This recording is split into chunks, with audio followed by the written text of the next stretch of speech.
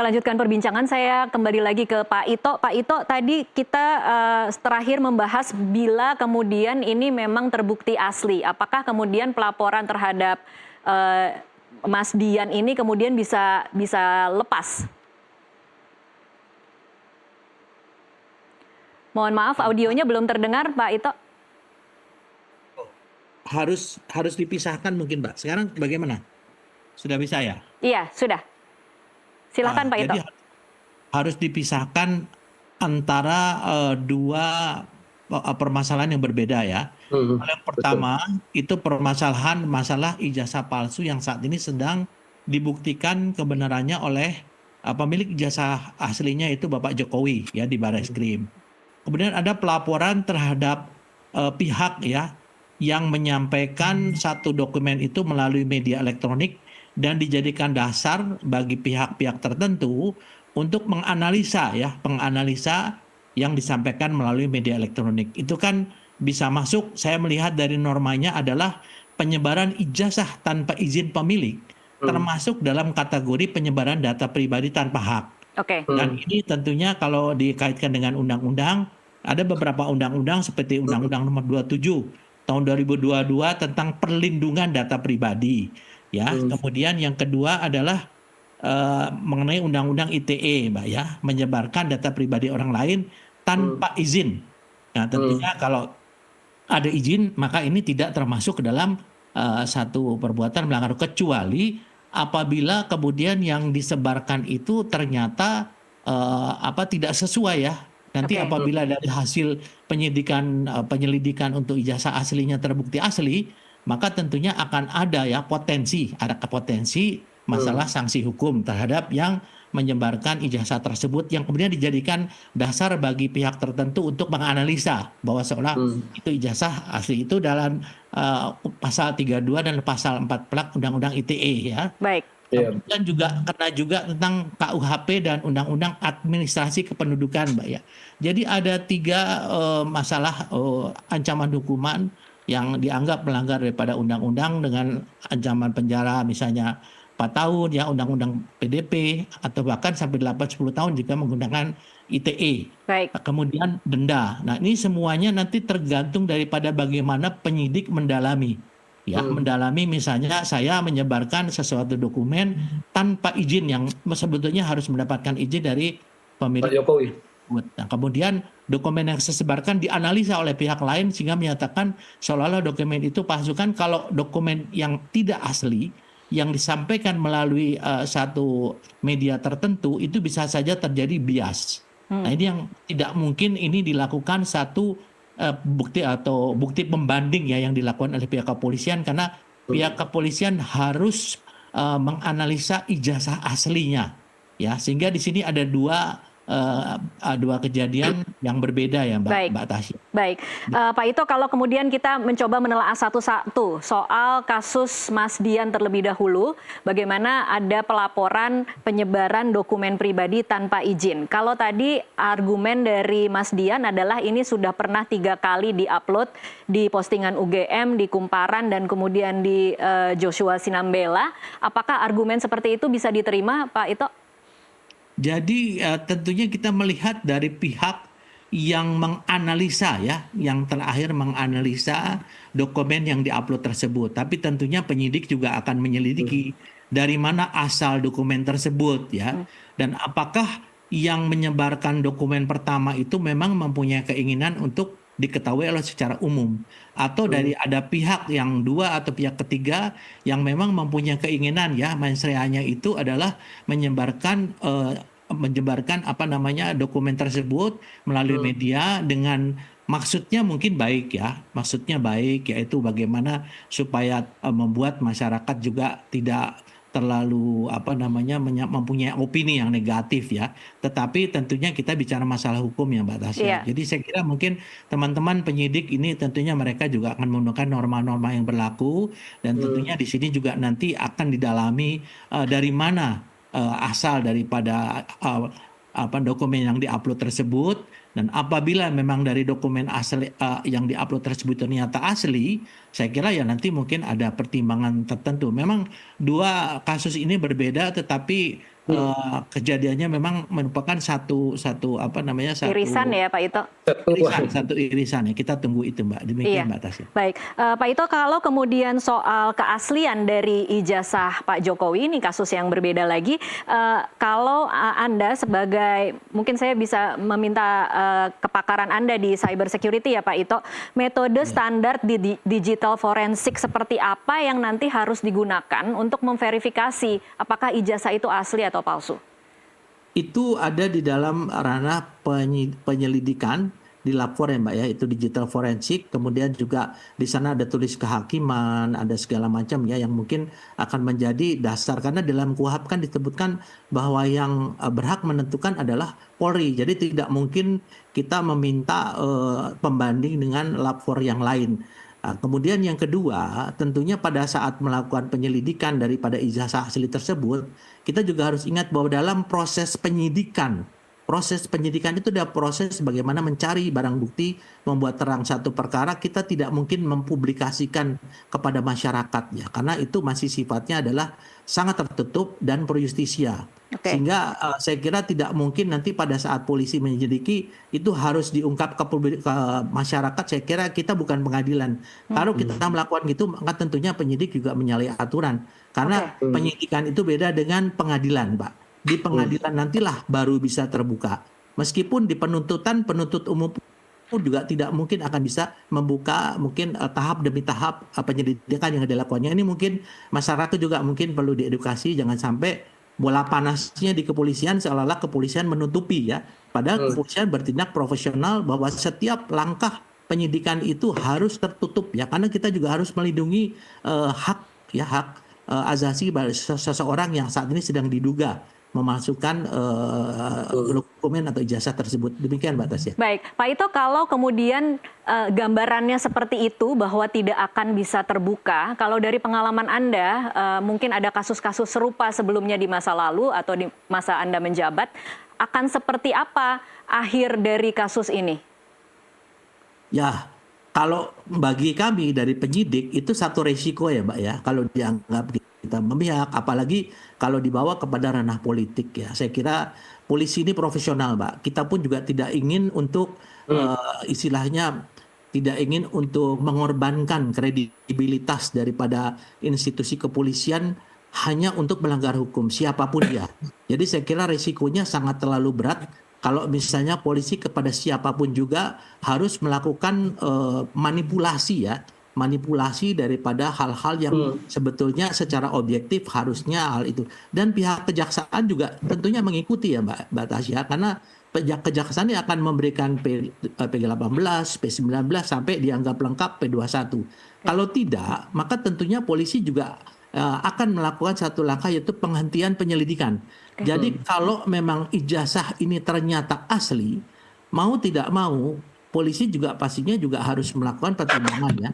Tapi kalau ini diajukan sampai ke pengadilan, maka pengadilan yang akan memutuskan.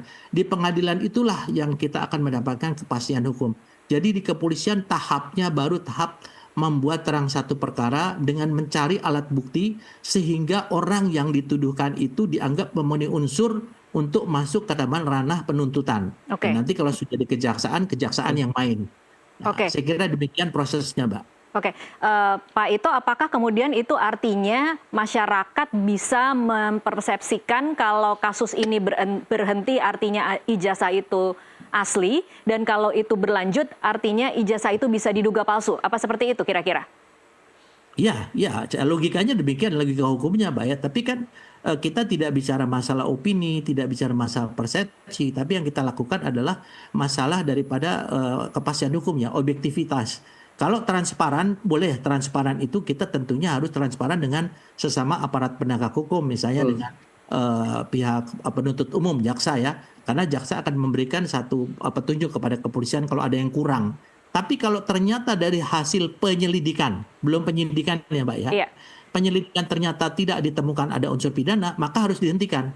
Kalau misalnya dalam penyelidikan ditemukan ada dugaan atau tanda-tanda ya, bahwa terjadi satu memenuhi unsur, maka ini harus dinaikkan tahapnya ke penyidikan, dan kepolisian, pihak penyidik harus memberikan namanya surat pemberitahuan dimulainya penyidikan SPDP kepada kejaksaan. Kejaksaan sudah turun di sana, Mbak. Baik. Memonitor bagaimana yang dilakukan kepolisian, kalau ada kekurangan, ada namanya P18, P19, sampai dianggap lengkap P21, tahap 1, kemudian tahap 2, menyerahkan barang bukti, kemudian menyerahkan tersangkanya.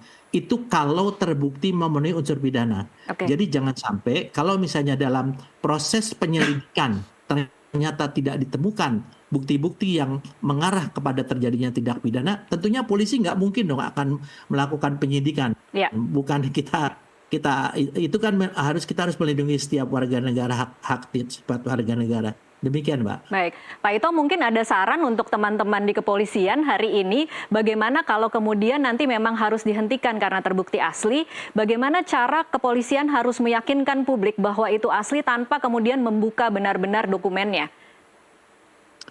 Ya, tentunya di sini kan kepercayaan polisi kan harus profesional, Mbak, ya, karena ada sumpah jabatan daripada seorang penyidik, ya.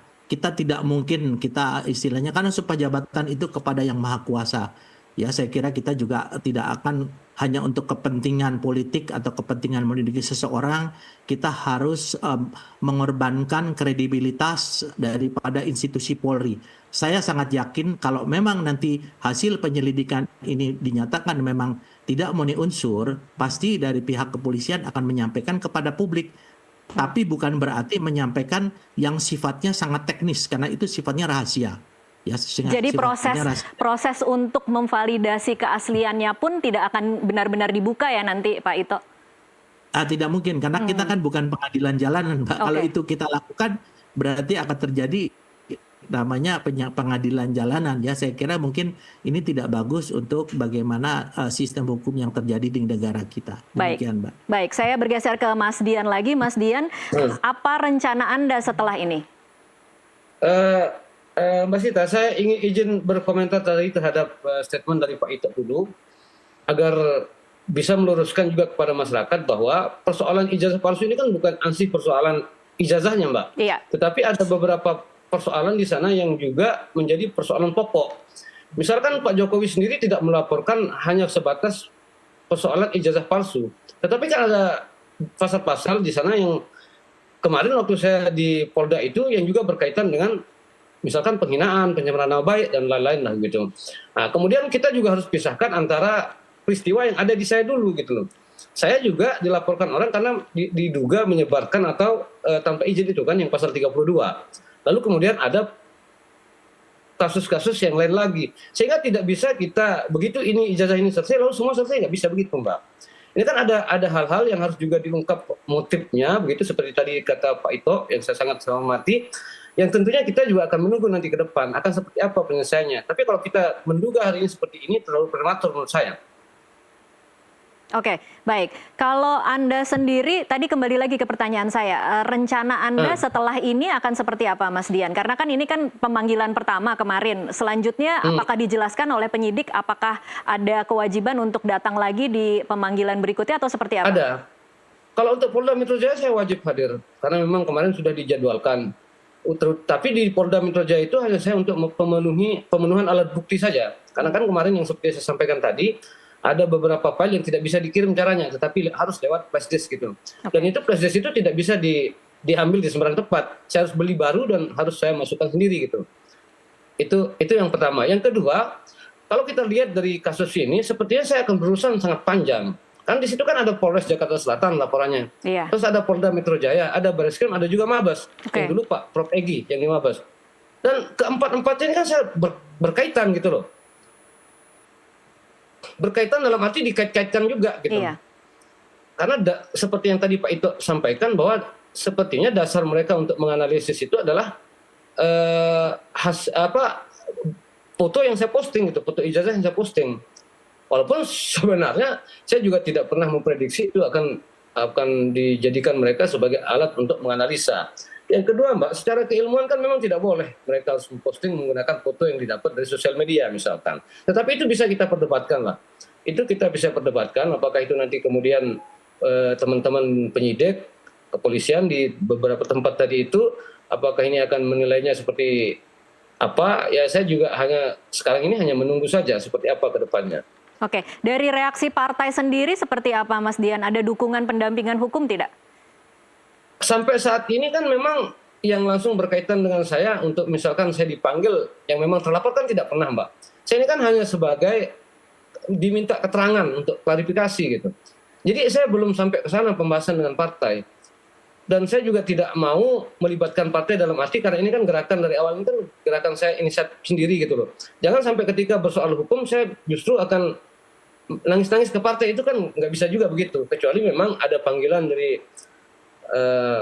pimpinan-pimpinan di PSI, maka saya akan menceritakan seperti ini keadaannya. Kalau memang nanti ada bantuan hukum dari mereka, ya tentu saya pasti akan menerima sebagai kader yang baik dari partai kami PSI.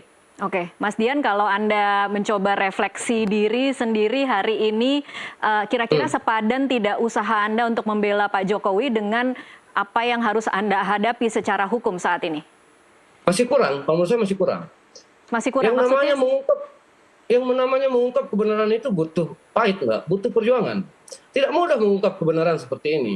Ini kan kebenarannya sudah lama, sudah panjang dari tahun 2013, 14, 15, bahkan sampai 2022, 2024. Bayangkan udah berapa itu anak bangsa yang kacau balau dibuat gara-gara persoalan ini.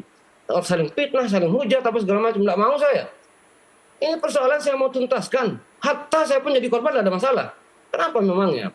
Saya hanya ingin ini agar tuntas seperti awal saya sampaikan. Saya tidak langsung memposting ini loh, ini ijazah enggak. Saya ceritakan ini loh, ini panjang sekali. Niat saya bagus, saya ingin membuka ini. Alhamdulillahnya dengan persoalan ini Pak Jokowi akhirnya mau menunjukkan ijazah tersebut. Artinya ini kan sudah sampai ke gerbang gitu loh, ke gerbang persoalan.